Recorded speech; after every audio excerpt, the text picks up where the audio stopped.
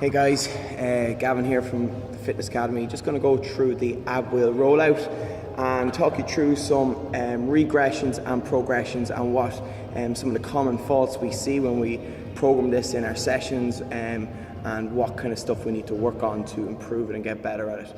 So the basis of the ab wheel rollout is to be able to hold a straight line like you would in a plank or a toes pointed plank, and stuff like a hollow hold, while creating some movement from the arms, which makes it a more challenging movement. Even seal drags and stuff like that is a great way to connect that upper body movement with that core. Lots going on. Pelvis needs to be tucked under, glutes need to be engaged, belly button needs to be pulled up and engaged all the way throughout, tension in the legs, arms locked out, just the arms moving, and not letting those hips kind of rise up as we go back in or dip down in that lower back arch as we go out. So it's going to talk you through starting with a band, working off the bands, and then following on some body weight reps, showing you what can go wrong in them as well. So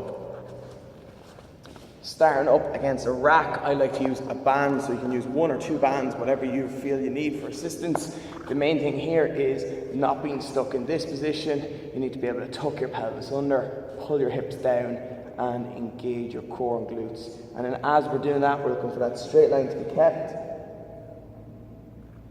and then pull back in with your abs. Locking in those glutes, not letting the hips rise back up to here every set or every rep. Keep tucked under and back in. So as you get stronger, obviously, hopefully, taking away that band, you could start with 2, move down to 1, and then finally come into body weight.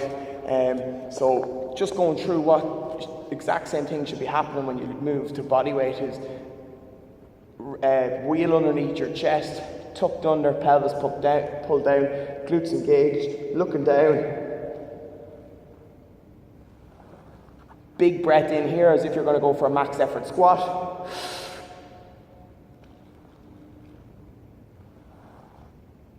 Big breath out at the top, big breath in again. So some of the common faults you see happening in this is the lower back arching, the bum rising up in the air, the elbows bending, and looking up in the air is going to cause your back to create a big S position. So tucking under, and then as you go out, what you're going to see happening with a lot of people is the bum's going to stay up in the air, and they're just kind of working their arms. Abs are not getting challenged at all. Second variation is where we go out, we stay locked in, and as we go out, we start losing that lower back. And third version I generally will see is, as we get down to the end, just a very slight arch and the pelvis tucked away. So we can still perform the reps, but we're losing the benefits of it right there at the end portion of each rep.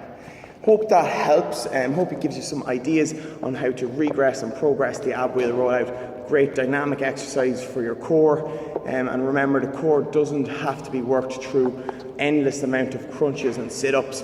There is a whole host of ways that we can work abdominal and help our lines, which will transfer better into better push-ups, better ring rows, better pull-ups, better chin-ups, better rope climbs, better squats, deadlifts, and the list goes on. It helps everything, and the stronger your core, not just for aesthetic looks, but for strength and being able to perform the compound lifts better as that gets stronger and we get a better connection between our pelvis, our glutes, and our core, basically the midsection of our body. As I said, hope that helps, hope you found that beneficial, and next time you're doing those ab wheel rollouts, maybe start with some bands, make sure your technique is spot on before you start progressing on with reps or difficulty. Thanks for watching, guys. Chat to you guys soon.